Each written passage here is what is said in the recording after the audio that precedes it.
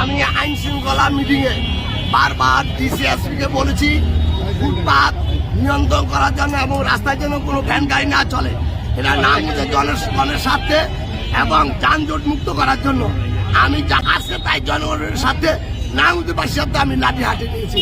লাঠি হাঁটি নিয়ে তাদেরকে ভয়ভীতি দেখাচ্ছি, অনেকে দুই একটা বাড়িও দিয়েছি, এটা অকপটে আমি স্বীকার করলাম। কিন্তু আমি ডিসিএসপি কে মুখে বলে আসি আজকে থেকে আমি ভ্যান গাড়ি রাস্তায় বসতে দেবো না, কালকে থেকে পাইলে আমি প্রত্যেকটার ক্যাশিন তেল দিয়ে আগুন লাগাই দেবো।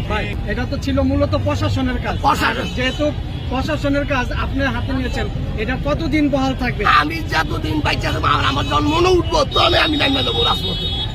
প্রশাসন করুক আর না করুক, প্রশাসন আইতেছে কাজ নাই, কিন্তু বিশেষ করে বিএনপি বর্তমানে এর জন্য আমি বিএনপি নেতা হয়ে আমি কঠোর হস্তে দমন করছি। আমি জনগণের সাথে যানজট মুক্ত করার জন্য আমি লাঠি হাতে নিয়েছি।